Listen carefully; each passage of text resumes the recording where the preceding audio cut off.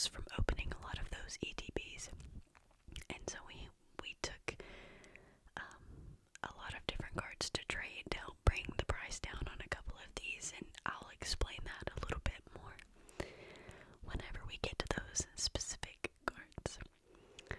So, I hope that you guys have had a super awesome Monday, and if you did not have a great day, well, I hope that this video allows you to relax and get prepared for the rest of your work week. If you don't mind to go ahead and hit that like and subscribe button before you get comfortable. If this is your first time tuning in to the channel, welcome, and I'm excited that you're here. If you are a returning viewer, thank you, thank you, thank you for your continued support to the channel. I just want to say really quickly to start off, I am not a monetized channel yet, so if there are mid-roll ads, that is not something that I can control. So I just wanted to let you guys know that I am not doing that on purpose to ruin your relaxation. So without further ado, let's go ahead and get started with tonight's video. Alright, the first card that I got from the card show is this e-reader Weezing card. Now, I do not remember exactly how much I paid for this card, but it is from 2002, and I really, really like the e-reader cards. As you can see, the back has a little bit more damage than the front does, so it was, I think, discounted for that reason, but I mean, the front, other than some of the corners, it looks pretty good, and it's gonna look really good in my binder. I never look at the back of the cards after I purchase them, so I think it looks really cool. The artwork is very unique, and I really like it a lot. So yeah, that is the first card. We have Weezing. Oh, that just shot out of my hand. Now, some of these you're probably like, why would you want them? I don't collect purely off of like how valuable the card is. There are cards that I like to pick out just because I like the artwork and the art style. And so this is one of those cards. This is from 2016. It is a Moltres card. I liked this one because this is a very unique art style, and I don't have a lot of cards that look like this, like the artwork looks like this. So it was pretty inexpensive. I feel like if it didn't have a price tag on the penny sleeve, that it probably wasn't really even that much. So, and if you hear my stomach growling throughout the video, I'm so sorry. Just please ignore it. Act like you don't even notice. Yeah, I think this card looks overall pretty good. I think there was a small dent in one of the corners, but I mean, this was not a hot commodity, so they were pretty reasonable when it came to pricing for this card.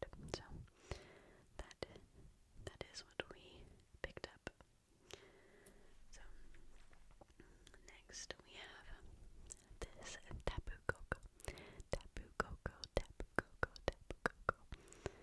This card is from 2019. Don't ask me the set. I don't know what each of the symbols mean set-wise.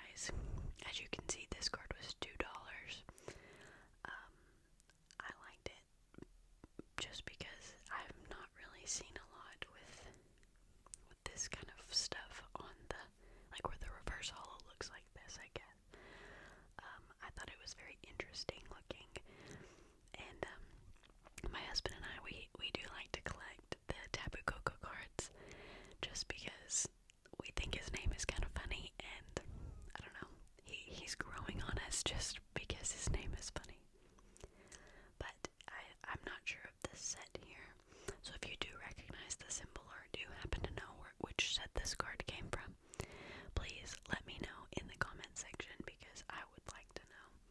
I do like the black border as well. I don't, like I said, I don't know the set, but I don't remember which one had the black border. So, another one from the same exact, oh, not the same set, just the same era, I guess, because there is another black border, is Volcanion. And this card was $3. I can't see the back, solely because there is a sleeve on it that is not see-through. Again, I liked it just because of how the card layout was, and they're pretty inexpensive, so one of my binders is filled with cards that are just kind of random. Like we have one binder that's more of our expensive cards, and then we've got one that is just kind of the random ones that we think look pretty cool, and this would go into that binder. So again, I don't know which set this is from, but this one was 2018. I think the other one was 2019, so I wonder if we can just take a look at it just a little bit closer where you can kind of see the shimmer a little bit better. Overall, the card looks really clean on the front.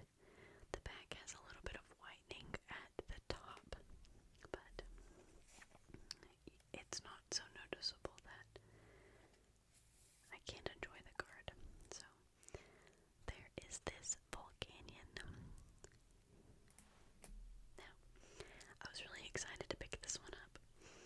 This is a Shoopit with kind of like the Cosmo holographic thing going on there, and it is Legend Maker stamped from 2006.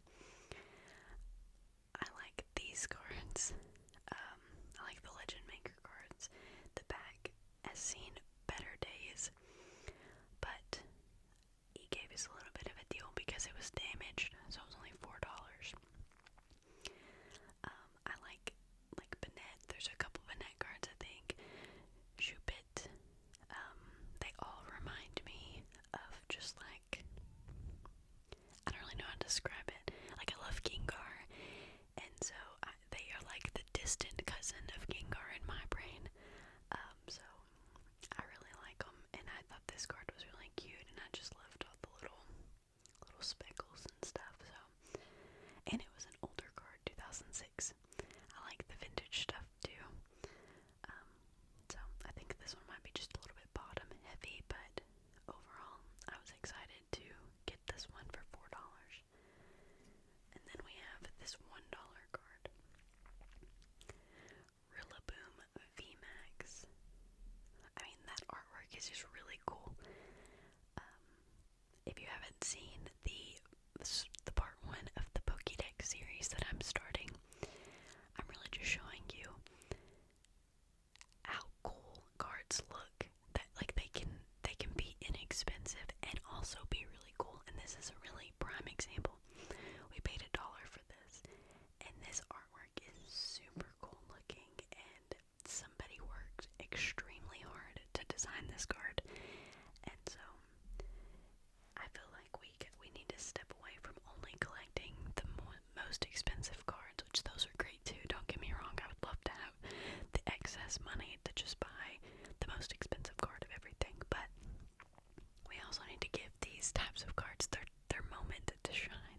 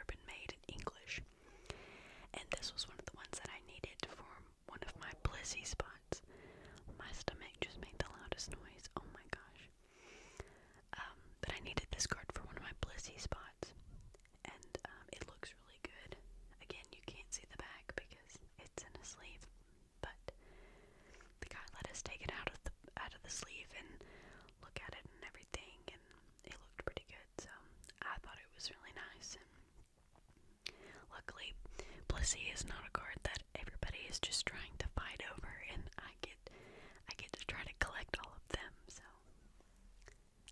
if you will let me know in the comment section which Pokemon is your absolute favorite, I am very interested to know, and I want to know which starter you are going to pick for the new Wind and Waves.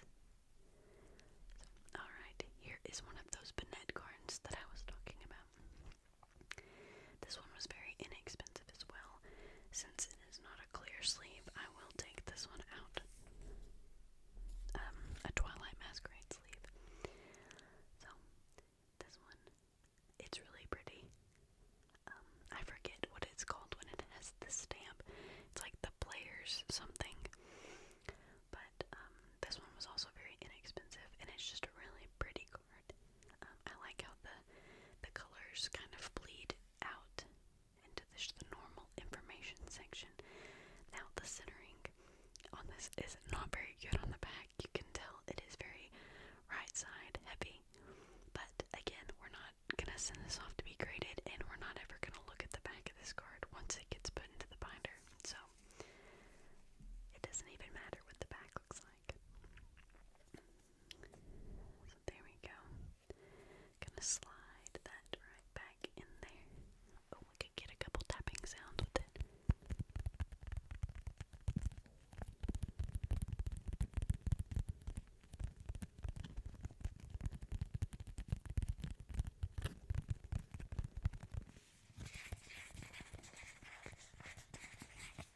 So that is Banette. This one I think was like $1 also, but it is Comfey, and I bought this solely because it is so cute, like absolutely adorable, and it looks like she's got like a lei, like a Hawaiian lei, and the flowers are just so pretty, and the artwork, it looks like very colored, pencil-y, so it's like they hand drew it. I thought it was so cute, and I pulled that out of the cheap binder, and I was like, I'm gonna get this one for sure. So, like I said, if you keep hearing my stomach, I'm so sorry. I'm very, very hungry as I'm sitting here making this, per usual. But, again, I don't know the set name because I don't know the symbols. The abbreviations, obviously I know, but some of these older ones I truly don't. I don't have all the symbols memorized to know which set is what. My husband could tell me, but, he's not in here. Next we have this Destin Rivals Hydrapple, and this is a beautiful card. I love it. I love the colors down here, and just, I think overall it's a 10 out of 10 card. For centering on the back and everything, I mean, it looks pretty good. There's a little bit of damage on one of the corners, but I mean, it was only $3, so I'm not gonna complain too much about it. But it's really, really cute, and I like it.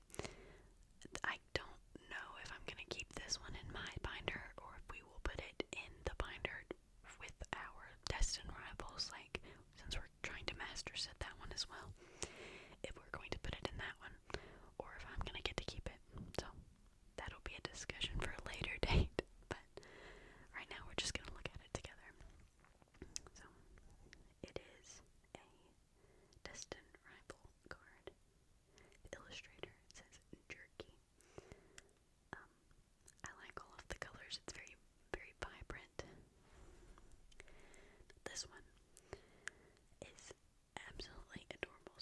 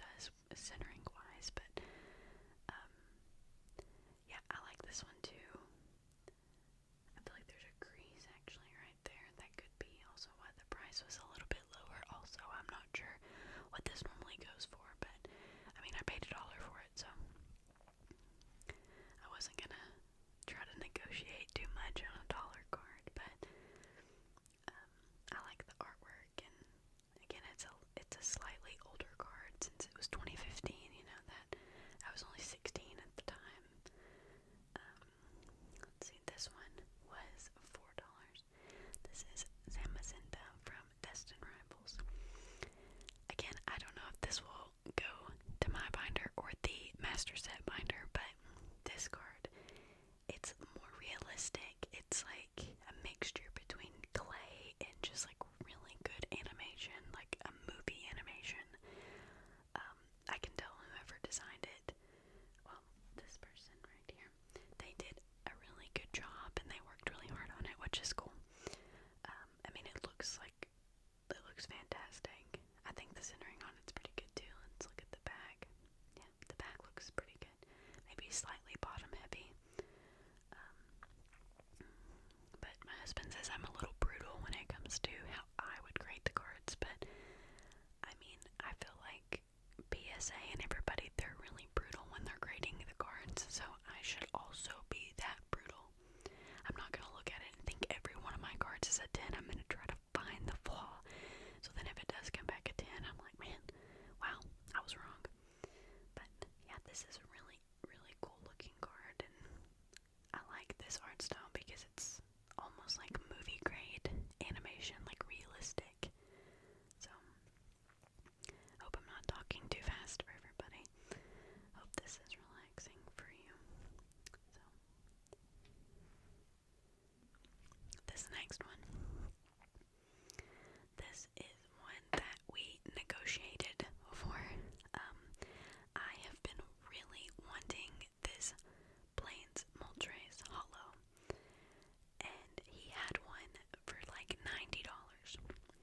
But this one, since it was moderately played, you can tell there's a lot of whitening around and everything, so it's a little bit more damaged.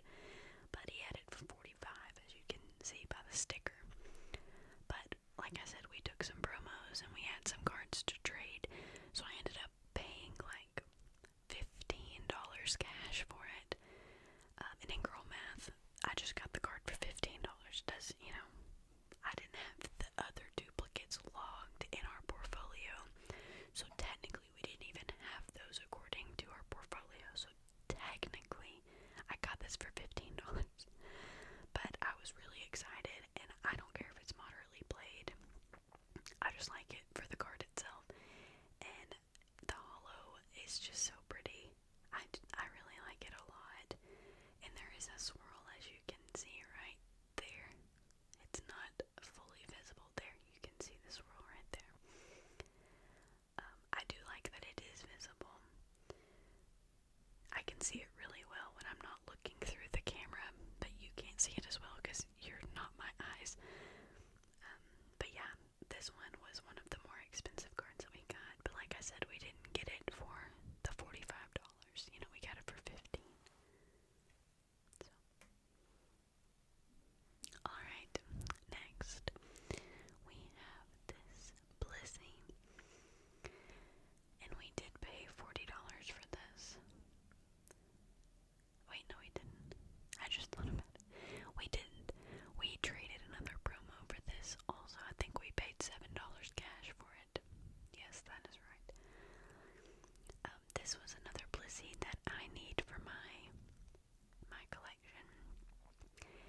And I noticed in the car on the way home that the pictures that are on the wall, so we have this picture right back here. It's so small, but that's when, so it's happening. Then we have Jancy, and then we have Blissey, so it's like she's in her childhood home, and you get to see her grow up in the pictures. Once I saw that, I was like, this is the coolest card I've ever seen in my life. But